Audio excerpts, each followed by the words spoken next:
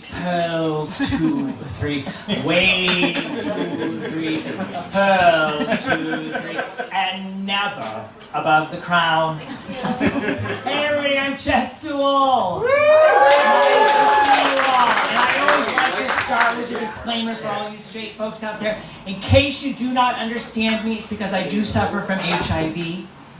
Homosexually inflected voice. My consonants are crisp. My vowels are long. And my lisp is sassy. There you go. So when I am not performing my duties as the Queen of San Diego comedy, I am a kindergarten teacher. Love the little ones. It's the best age for recruiting. I have a storage unit full of toaster ovens. By the end of the year, I have them speaking fluent HIV. You can say things like, fabulous, biatch, love your hair, hope you win. Love the little ones, but oh my gosh, sometimes the parents. Whew. Oh. One year I had this little girl, adorable little thing, Juliana, but her mom, how do I put this politely? She liked to show off what God gave her. And her God was a board-certified class 6 surgeon. Juliana and her mom would dress just alike. Juliana would wear Hello Kitty, and her mom would wear clothes that barely covered up her Hello Kitty. Call me old-fashioned, but I really think a woman's skirt or short should be at least longer than her lady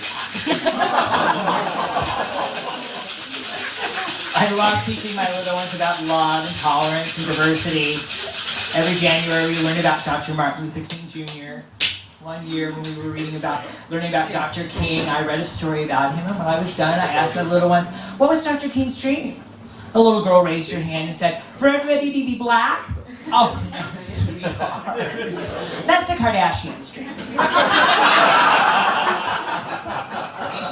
But my favorite month is February, because in February, by then, they're reading and writing wonderful little stories, and it's our patriotic month because of President's Day.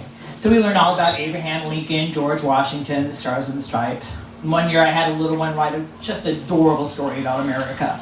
He drew a picture of me, Mr. Sewell, and himself standing next to our school's flag and flagpole, and he wrote, we see the big fag. You sweetheart. Every single day.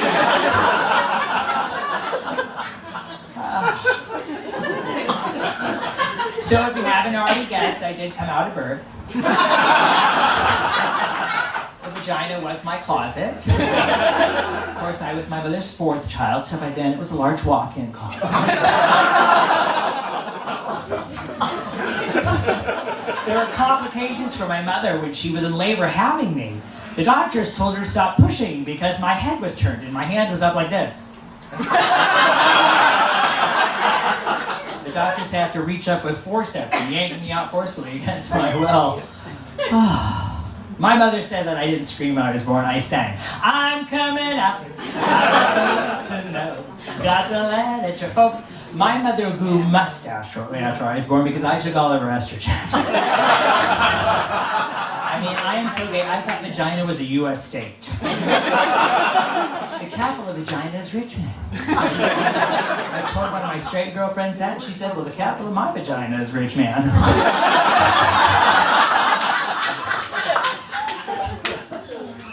I am a Gold Star gay, which means my birth marks the one and only time that I've ever been in a vagina. Very proud of my Gold Star status. But I just recently learned that there's something else. There's a platinum gay. A platinum gay is somebody who was born via cesarean. There's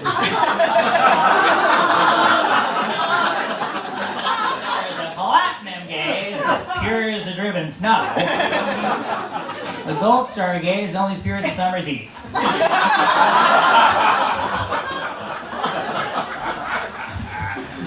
So scientists and researchers say that gay children first have feelings of being different between the ages of 5 and 7.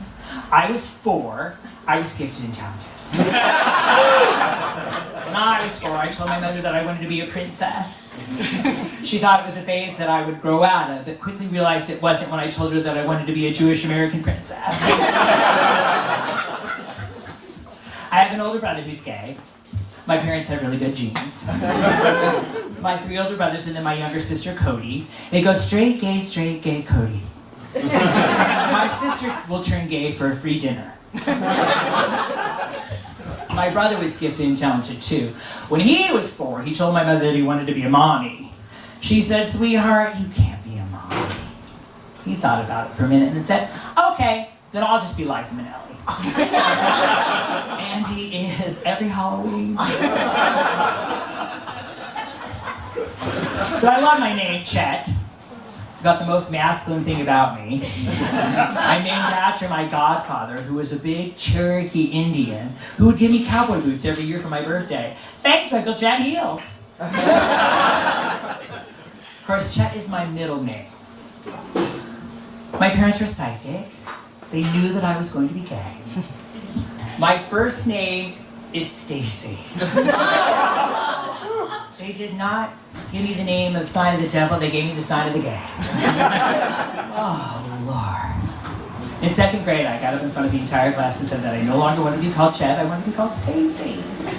The look on my teacher's face was, I knew it was gay.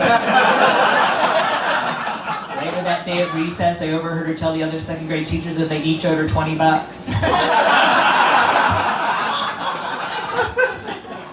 I had a speech pathologist all through elementary school for my HIV. She'd come to my classroom twice a week and say, "Stacy, time for reversion, conversion, reorientation, reparative therapy." We'd been downstairs to this little tiny room in the basement where we would practice sentences like, "Mr. Swanson kisses Mrs. Swanson.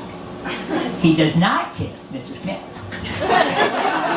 Or, "Theodore lost Thelma's pussy. Cat."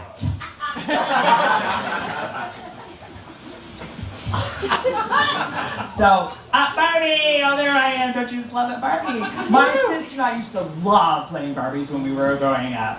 And one year for Christmas, my sister somehow managed to get 2 superstar Barbies. I think that was the year that Santa had stopped taking his medication. So, anyway, we were twins. She was homemaker Barbie, married to Malibu Ken, and I was slut Barbie. I mean, the whole purpose for me playing Barbies was to dress them up, prance them around for 2 seconds, and then rip their clothes off and throw them down onto that hard plastic Barbie bed.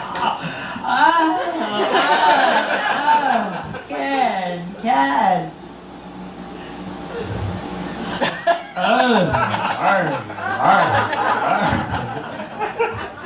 So while my sister was in the townhouse making a house with Malibu Ken, I was out in the Barbie camper having sex with G.I. Joe, the Incredible Hulk, He-Man, the Transformers, My Little Pony, Portrait of Barbie. My parents made all of us boys play baseball. My mother was the team mom. At first I loved it, because on the first day of practice, she said we had to go up to the park and find a diamond. I swear I missed every ball being thrown to me because I was so busy looking at that diamond thinking what I was going to do if I found it. On the 2nd day of practice, the coach gave me the best compliment. He said, "You throw like a girl." Oh, thank you! That is so sweet. By the end of the week, though, I was over it. No diamond, and those outfits they made us wear.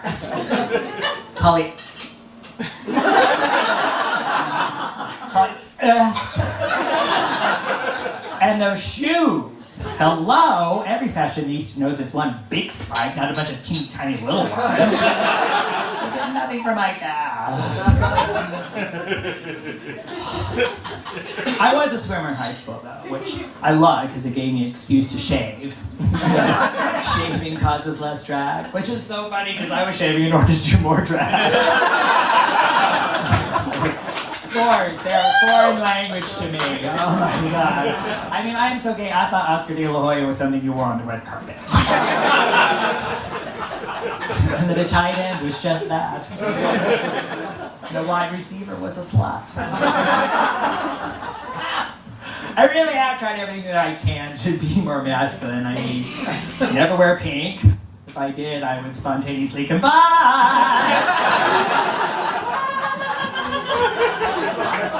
After college, I tried to join the Army to toughen me up, but the military's don't ask, don't tell policy was in place at the time, and recruiters didn't need to ask. They could just tell.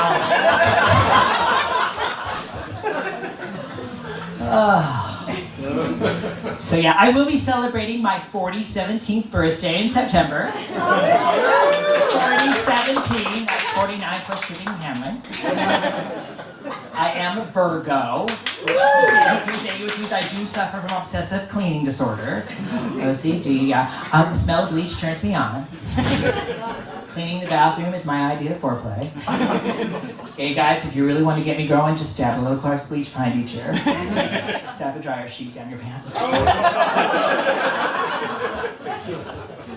Oh yeah.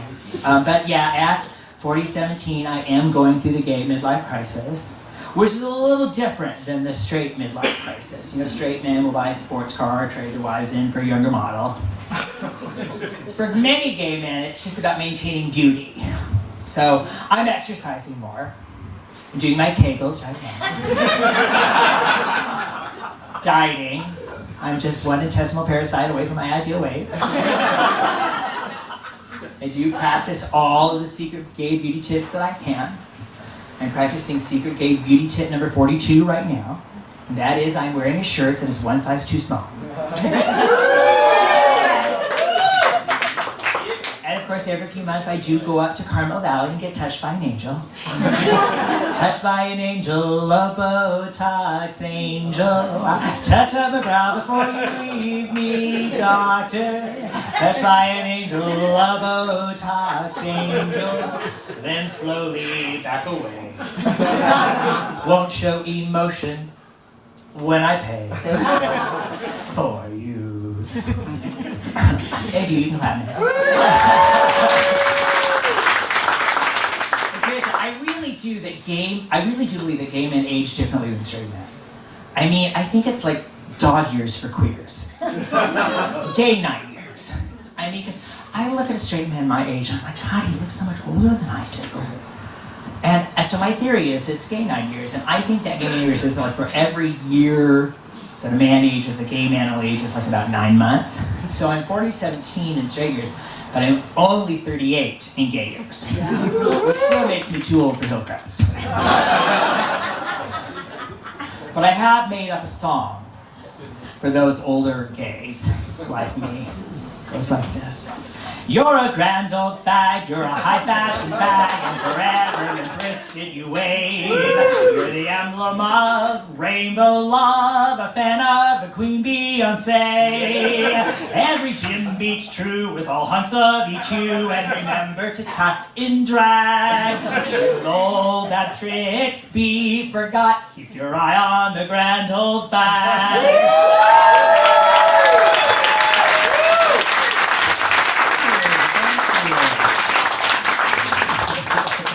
So I am originally from Iowa.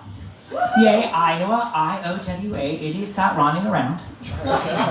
Or it's only white America. I went back a few years ago from a high school reunion.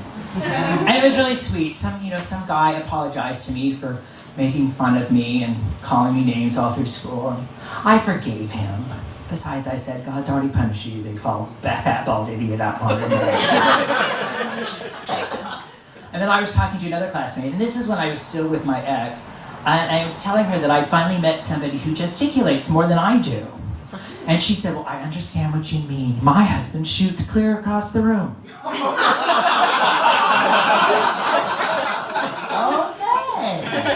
Good to hear that. Oh my gosh, straight women, gay men, don't you just hate it when you take a man home and you can't find his penis? Oh. I mean, I'm looking at the picture, but I can't seem to see anything. Are you sure this is where you left it the last time you played with it? It's not on your gun rack on the back of your Ford F-150 with the monster truck wheels? And this one guy, oh my God, I should have known that he was in town, mentally challenged. We went to Black's Beach here in San Diego, the nude beach, and he wouldn't take his swim trunks off. They made up a song about that horrible day at the beach. It goes like this. He was afraid to come out of his sport shorts. He was worried that someone might see, but I told him that no one would notice. Just whip it up, hang loose and be free. 1, 2, 3, 4. Did it hang down to the floor? No! It was an itsy bitsy teeny weeny, much too small for this nice queenie. So in his sport shorts he wanted to stay. An itsy bitsy teeny weeny, much too small for this nice queenie. I was no whore for the first time that day.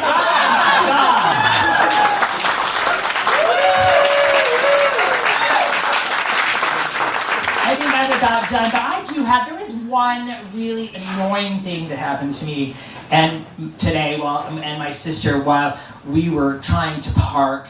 And I moved here 20 some years ago, and it seemed like parking was so much easier back then. So we're pulling into this parking space, and this man pulls up and he starts yelling and screaming at us as if he seems to think that because the space is in front of his apartment complex, he gets that public parking space. Okay, straight men, let me give you some tips when fighting with a given. 1, don't call me a fag. That's just as plain as the nose on your face. Really. 2, don't yell F you, because if you're cute, I'll take you up on it. And 3, don't tell me to shove it up my ass. Because I can, I do, and I will.